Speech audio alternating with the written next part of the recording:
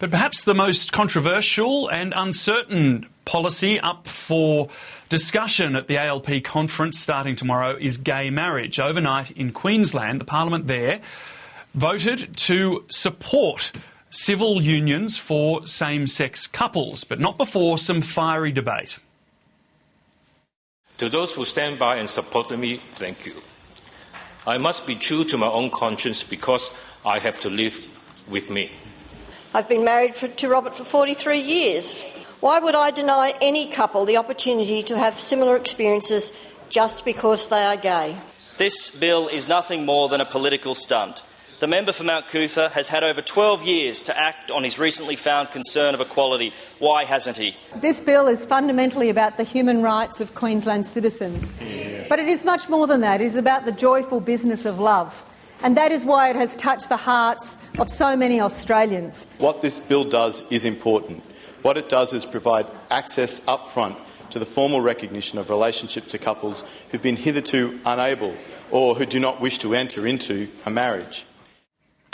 It got through after Queensland Labor allowed a conscience vote on the issue. The Prime Minister, Julia Gillard, also wants a conscience vote in federal parliament, but there is a push to instead change the party platform to enshrine gay marriage into official Labor policy. It's being led by the ACT Deputy Chief Minister, Andrew Barr, and he's confident he's got the numbers to overrule the Prime Minister. I spoke to Andrew Barr a short time ago. Andrew Barr, thanks for your time. How confident are you that the ALP will change the platform when it comes to gay marriage or gay unions at the ALP conference this weekend? Look, I think increasingly confident that the numbers are there across the left and right factions to see a positive change to Labor's platform. It's been a long time coming, something that we've been building up to making this important change. I think, and many Labor Party members think, it's time for Labor to be on the right side of history on this issue. Increasingly confident. Have you counted the numbers? Yeah, look, the requirement is to get just over the 200 delegates. That's 50% of the 400 delegates attending the conference. There are 180 odd within the left caucus and independents. It then requires at least 20 right-wingers to support the position.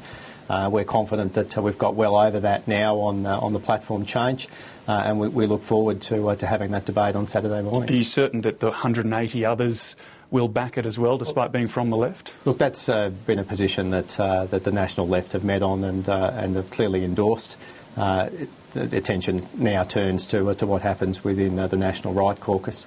Recognise there are diversity of views on this issue, but the sense I've been getting through the campaign in the last few weeks in particular is that there's a groundswell of support to change Labor's platform and that the right wants to be part of that. So that would change the platform to right in words, I suppose, the support for gay unions, but you don't support a conscience vote on this, do you? No, I think matters of equality should not be the subject of a conscience vote. Labor Party tradition largely allows conscience votes on matters of life and death. I don't think marriage equality is a matter of life and death. I think it's a simple principle of equality and something that the Labor Party should support in a unanimous way. But it is a matter of principle rather than sort of policy as such, isn't it? Does that not push you further towards that? Look, I think when Labor MPs were asked to vote in 2004 for John Howard's version of the Marriage Act, there was no talk of a conscience vote at that time. So I think it's important that the Labor Party holds together on this issue. Clearly there is a strong view that our policy position needs to change, that the 2011 National Labor Conference is the time for this change to occur. I think it is time for us to be on the right side of history on this issue. But the Prime Minister supports a conscience vote, so by pushing to not have one, won't you be damaging her, especially if she's rolled on that? No, I don't believe so. I think the Prime Minister has been clear in wanting a robust debate on this issue. I think she recognises the importance of Labor having these sorts of discussions, and that's one of the great things about the Labor Party is our capacity to have these debates. to have them in a respectful way that understands the diverse range of opinions. And I acknowledge for some Labor Party members and some in my own faction, this is a really difficult issue. Equally, we're asking for respect for the alternate point of view. But her authority would be damaged, though, if she was rolled, wouldn't it? Oh, look, I don't believe so. I think the Prime Minister has been clear in wanting to have this debate and for the party to have a chance to express its opinion at the National Conference. Of course, the platform is a statement of our values and an expression to the Australian people of what we believe in. What happens beyond this National Conference and the parliamentary process is rightly a matter for the Federal Labor Caucus. We saw overnight in Queensland the Parliament there support gay unions or civil unions. What's the difference when it comes to rights between gay marriage and civil unions? Why go that extra step if it's going to offend certain people in the Christian right? Civil unions are an important step that states and territories can undertake. A number of states have, Tasmania, Victoria, the ACT and now Queensland.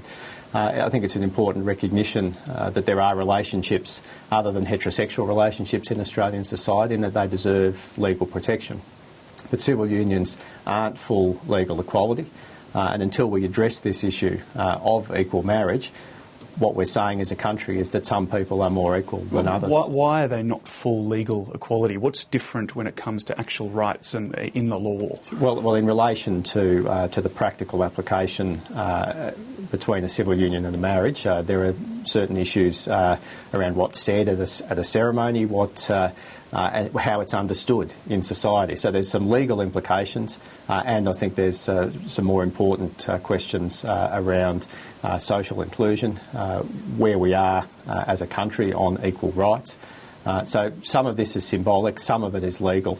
But I think it's important for the Labor Party, a party that has always championed social inclusion, has been at the forefront of social change in this country, to take a leadership role on this issue now.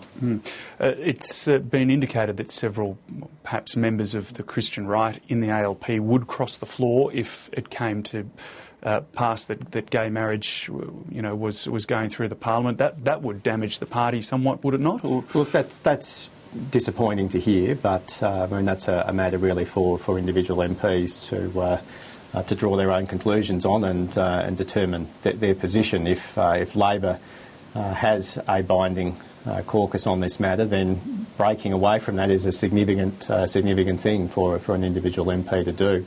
That the party deals with those matters if and when they occur. They're very infrequent. My view is, again, that equality should not be the subject of people's conscience, that you either believe it or you don't. And our party position at the moment is quite ambiguous. We've got a very impressive record of reforming a whole range of state and territory and federal laws to deliver equality for gay and lesbian Australians, but somehow we seem to stumble at this final hurdle. Andrew Barr, thanks very much. Terrific, thank you.